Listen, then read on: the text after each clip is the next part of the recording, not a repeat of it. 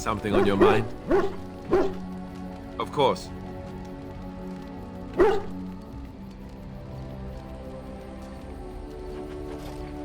Oh, did I say that? I meant that dogs raised me. Giant slobbering dogs from the Anderfells. A whole pack of them, in fact.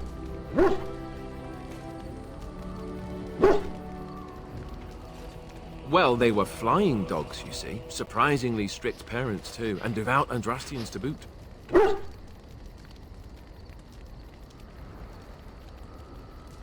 That, and that they make a great deal of cheese.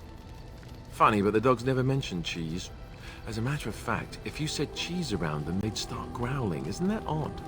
Or did I dream all of that? Funny the dreams you'll have when you sleep on a cold, hard ground, isn't it?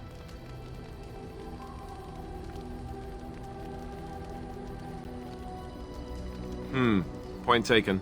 Let's see, how do I explain this? I'm a bastard. And before you make any smart comments, I mean the fatherless kind.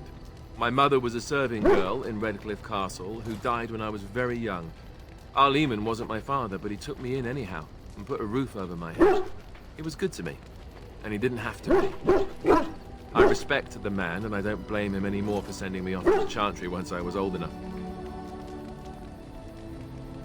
I know who I was told was my father. He died even before my mother did, anyhow.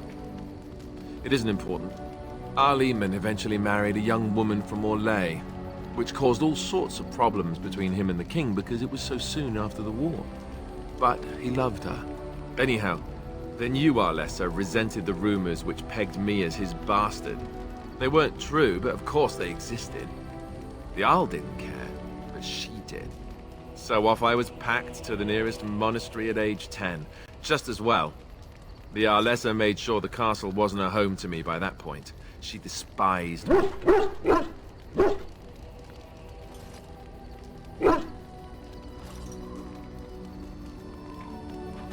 Maybe. She felt threatened by my presence, I can see that now. I can't say I blame her. She wondered if the rumors were true herself, I bet. Remember, I had an amulet with Andraste's holy symbol on it. The only thing I had of my mother's. I was so furious at being sent away, I tore it off and threw it at the wall and it shattered. Stupid, stupid thing to do. The Arl came by the monastery a few times to see how I was, but I was stubborn. I hated it there, and blamed him for everything. And eventually, he just stopped coming. And raised my dogs. Or I may as well have been, the way I acted. But maybe all young bastards act like that. I don't know. All I know is that the Arl is a good man, and well loved by the people. He also was King Cailan's uncle, so he has a personal motivation to see Loghain pay for what he did. Anyway, that's really all there is to the story.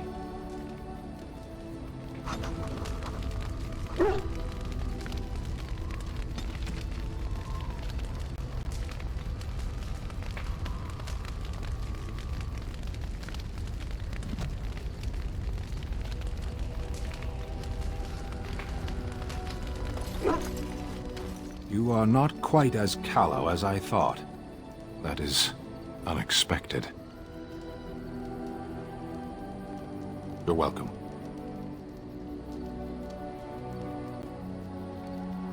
I was sent to be the eyes of the Antam.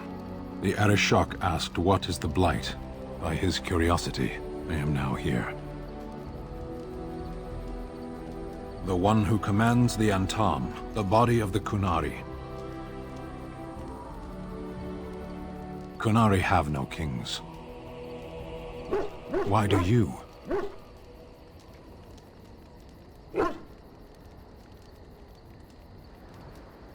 Exactly. You don't ask, nor do I. The Arishok sends me and I go. A portion of it. Were you not at Ostagar when the army was overwhelmed? That is your answer. Parshera, was there anything else? Speak then. Then I suggest we move on. Does it matter? Very well. I caged myself. A weak mind is a deadly foe, as you are no doubt aware. I came to your lands with 7 of the Beresad, my brothers, to seek answers about the Blight. We made our way across the Ferelden countryside without incident, seeing nothing of the threat we were sent to observe. Until the night we camped by Lake Calenhad. They came from everywhere. The earth beneath our feet, the air above us. Our own shadows harbored the Darkspawn. I saw the last of the creatures cut down, too late. I fell.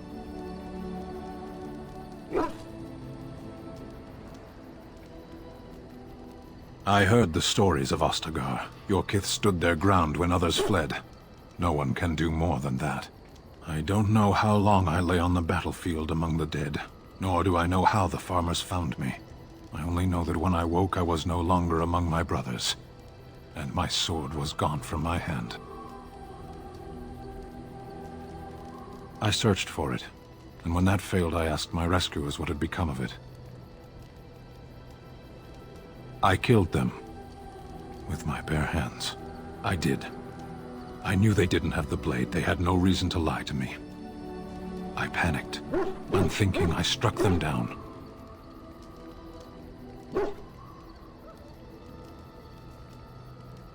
That sword was made for my hand alone. I have carried it from the day I was set into the Beresad. I was to die wielding it for my people. Even if I could cross Ferelden and Tevinter unarmed and alone to bring my report to the Arishok, I would be slain on sight by the Antam. They would know me as soulless, a deserter. No soldier would cast aside his blade while he drew breath. If I knew where to look, it would be in my hand now. Near Lake Calenhad. Perhaps those words are empty, but thank you all the same.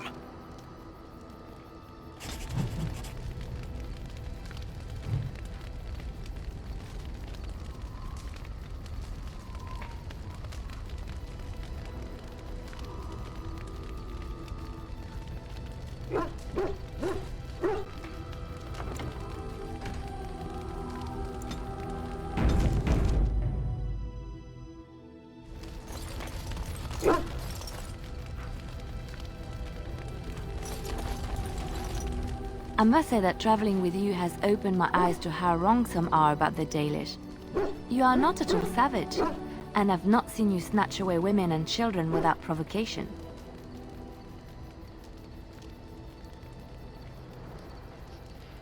Funny? No. People actually do believe such things of you. If my people were more open to interacting with yours, we could do away with such misperceptions.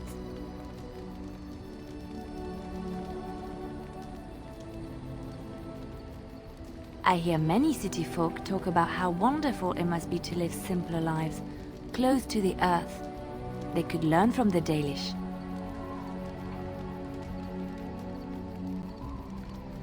How marvelous that must be. I have met very few elves, and those that I have met were pledged to the service of Orlesian nobles. They are serfs. There is no slavery in Orlais.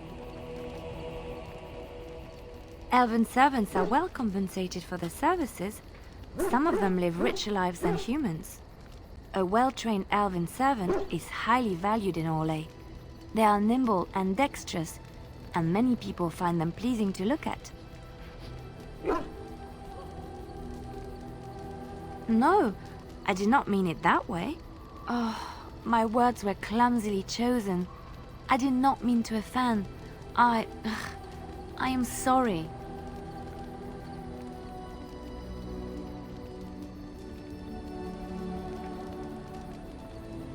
Thank you.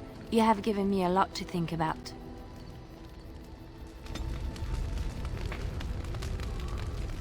Something I can help with? What is meant by someone like me? Did you think I was always a cloistered sister? The Chantry provides succor and safe harbor to all who seek it. I chose to stay and become affirmed. I was a traveling minstrel in Orlais. Tales and songs were my life. I performed, and they rewarded me with applause and coin. And my skill in battle? Well, you pick up different skills when you travel, yes? Yes, of course. Let's move on.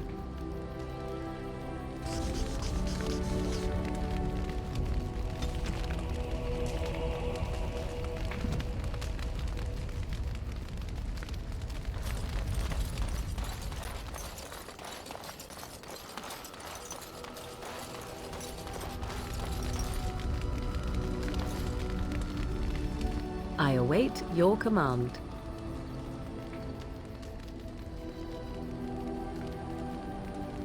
At times, perhaps. A world full of people and buildings and things was all very foreign to me. If I wished companionship, I ran with the wolves and flew with the birds. If I spoke, 'twas to the trees. Such simple pleasures will only enthrall for so long. I recall the first time I crept beyond the edge of the wilds. I did so in animal form, remaining in the shadows and watching these strange townsfolk from afar. I happened upon a noblewoman by her carriage, adorned in sparkling garments the likes of which I had never before seen. I was dazzled. This, to me, seemed what true wealth and beauty must be. I snuck up behind her and stole a hand mirror from the carriage. 'Twas encrusted in gold and crystalline gemstones, and I hugged it to my chest with delight as I sped back to the wilds. She was not. Flemeth was furious with me. I was a child and had not yet come into my full power, and I had risked discovery for the sake of a pretty bauble. To teach me a lesson, Flemeth took the mirror and smashed it upon the ground. I was heartbroken. That is because I learned my lesson well. Beauty and love are fleeting and have no meaning. Survival has meaning. Power has meaning. Without those lessons, I would not be here today, as difficult as they might have been. They did indeed. To return to your original question, perhaps my time in the wilds was indeed lonely, but such was how it had to be. I find myself at times wondering what might have become of the girl with the beautiful golden mirror, but such fantasies have no place amidst reality.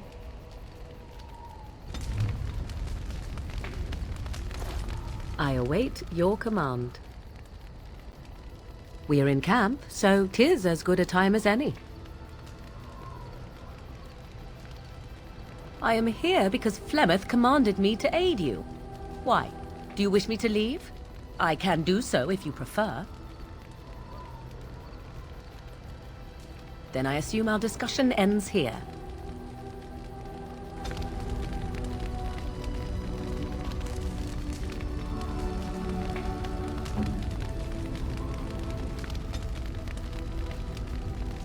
Interesting.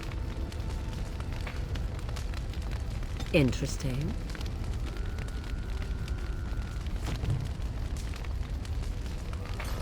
I await your command. So, full of questions, are you?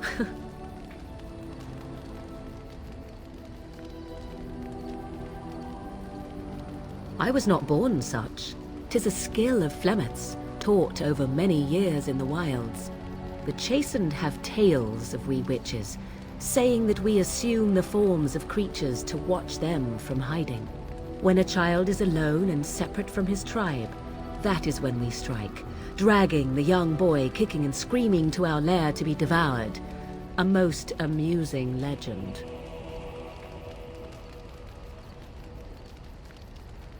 Changing her form, certainly. Devouring lost children, I cannot say. She has not done it in my experience, though in truth my lifespan is but a fraction of her own. Why do you ask? Is there something specific you wish to know?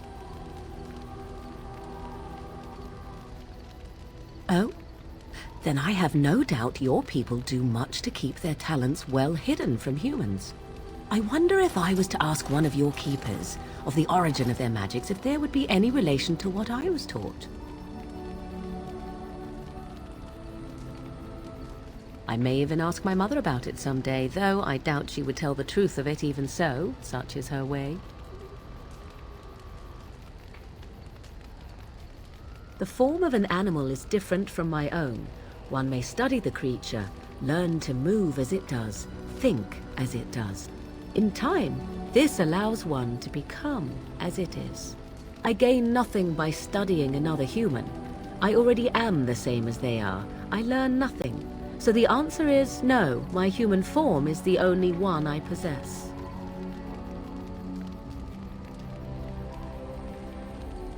Anyone with sufficient will, but the act of transformation is a magical one. 'Tis a spell and thus requires a mage's talents. If you had a notion to learn such a skill for yourself, sadly, you must remain disappointed. There were nights when the wilds called to me, 'tis true.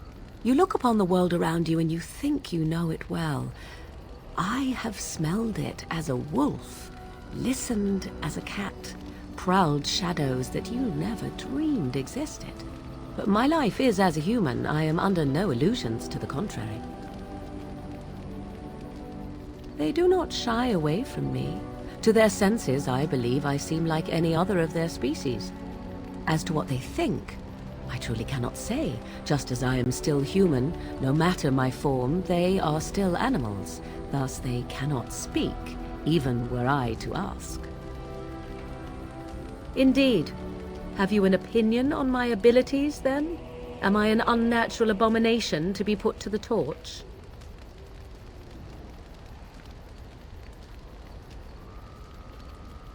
Oh, you're simply full of surprises, little man, aren't you? But enough of such talk. Let us proceed, lest the dust gather on us.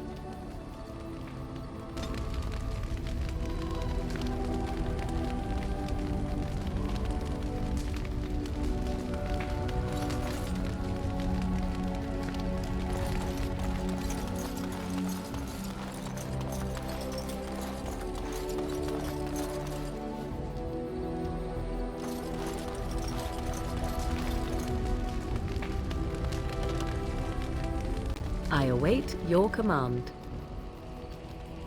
We are in camp, so 'tis as good a time as any.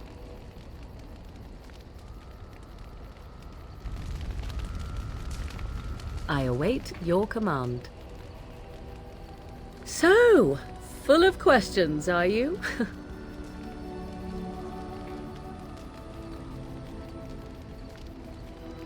Well, that depends, does it not? What does she seem to be? You mean, is she truly the Flemeth of legend and story? Tell me, how much do you know of the tale? The one that the chastened still tell of my mother, to frighten them into obedience.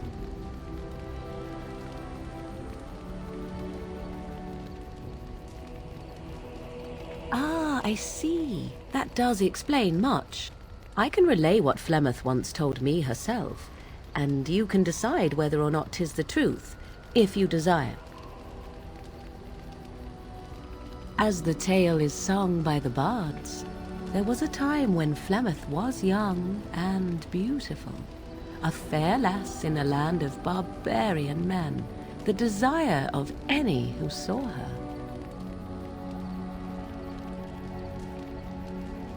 Many centuries before this land was even named Ferelden. The tales say that Flemeth fell in love with Osen the Bard and fled the castle of her husband, the dread Lord Conobar, and that he swore vengeance for her infidelity. In truth, my mother claims that 'twas Osen who was her husband, and Conobar the jealous lord who looked on from afar. Lord Conobar approached young Osen and offered him wealth and power in exchange for his lovely wife, and Osen agreed. The life of a bard is a poor one, and love fades in the wake of hunger. 'Twas Flemeth who suggested the arrangement. All would have been well had Lord Conobar kept his end of the bargain. But he was a foul man who bargained with coin he did not possess. Osen was led off to a field and slain, left for dead. Flemeth spoke to the spirits and learned of the deed, and swore revenge.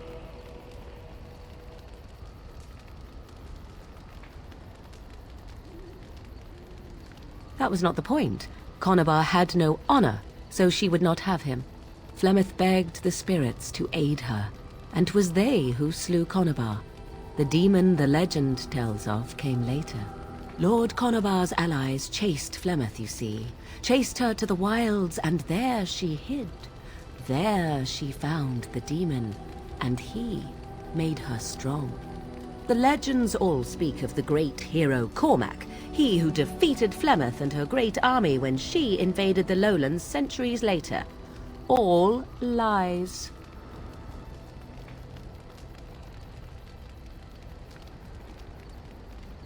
The truth of the matter is that there was never an invasion. As Flemeth tells it, the Chastened never raised an army under her banner, and she never fought with any warrior named Cormac. Cormac led a brutal civil war against his own people, and later claimed it was to vanquish evil that had taken root amongst the lords. Thus, he was hailed a hero. Flemeth was only attached to the legend much later. Perhaps 'twas due to the great war with the Chastened that eventually came, but Mother claims not to know how it began.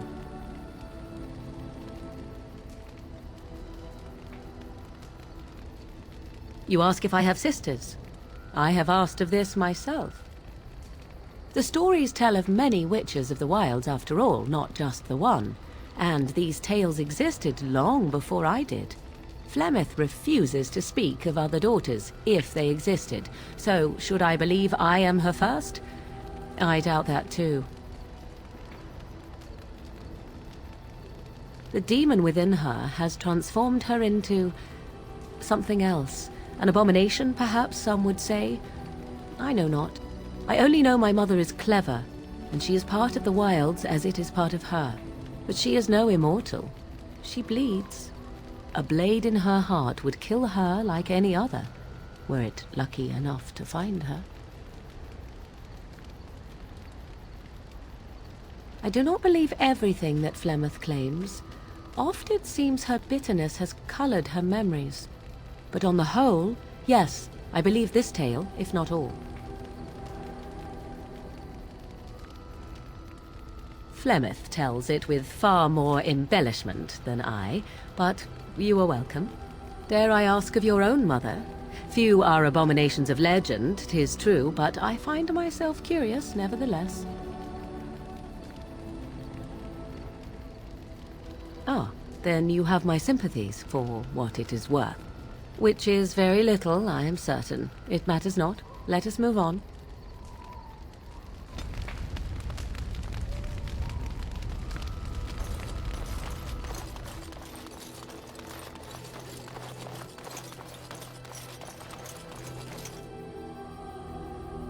You're a hard man to find. Where are my manners? The name is Levy, Levy Dryden. Did Duncan ever mention me? Levy of the coins? Levy the trader? Really? He never told you of old Levy? We've known each other for years. But here I am carrying on while you have a blight to stop. Don't want to waste your time. But you see, Duncan promised that together we'd look into something important for the Wardens. And for me. But poor Duncan's... well, no more. A tragedy it is, at that. But I know he would want his work carried on. His pledge fulfilled. My family, well, past a bit checkered to see. Nobles look at us with disdain. My great-great-grandmother, Sophia Dryden, was the last Warden Commander of Ferelden back when the Wardens were known as freeloaders. So King Arlen banished the Wardens, and he took House Dryden's land and titles. Duncan wanted to reclaim the old Grey Warden base, Soldier's Peak, and perhaps we'll uncover evidence to restore my family's honour along the way. Nobody's been to Soldier's Peak since the Grey Wardens were banished, but I found a way. They say it's haunted, and it's certainly dangerous. Will you help me?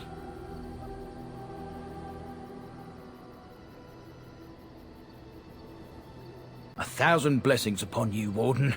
I'll mark down the location on your map. When you arrive, we'll pick our way through the tunnels together.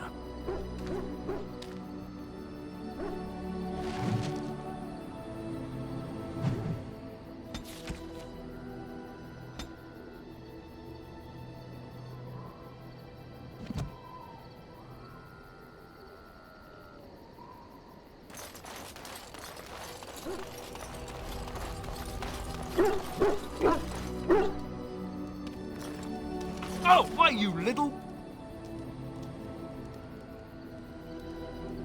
Me harassing your dog? I should say it's the other way round. Your furry friend here took offence at me getting near his food. He snapped at me, look.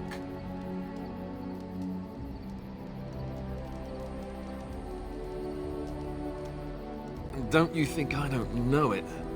Sometimes I forget that he's a war dog. That'll teach me.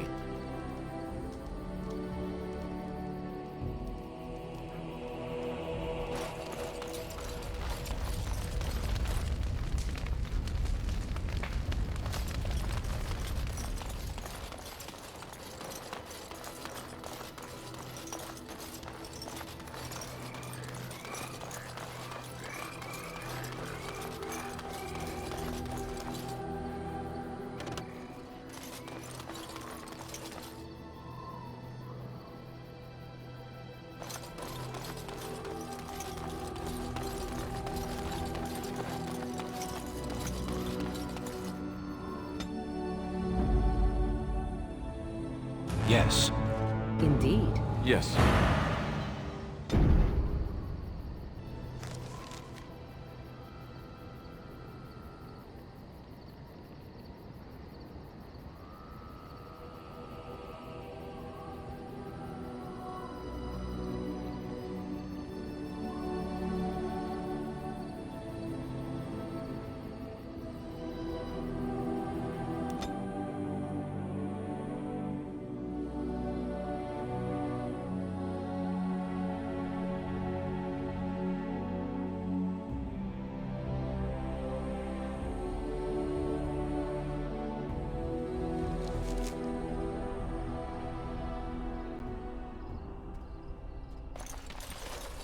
Back off! I was here first.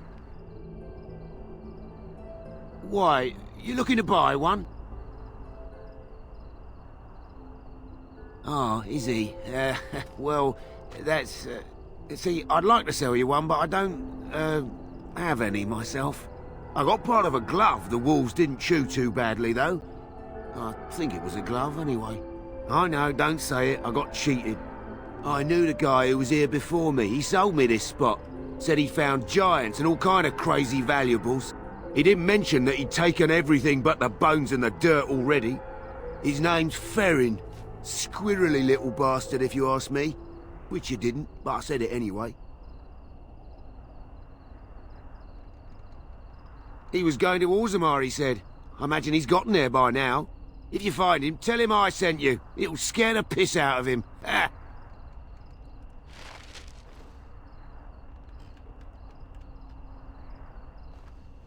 Can I get you a ladder so you can get off my back?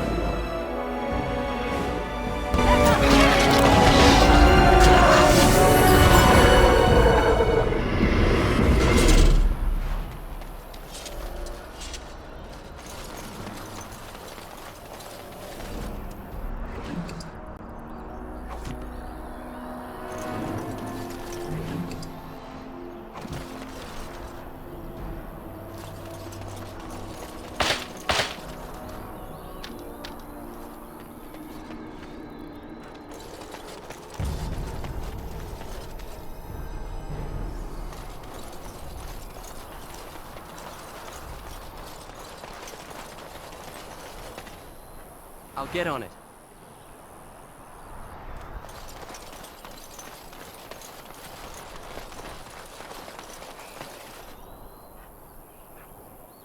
All right, all right. I'll get on it.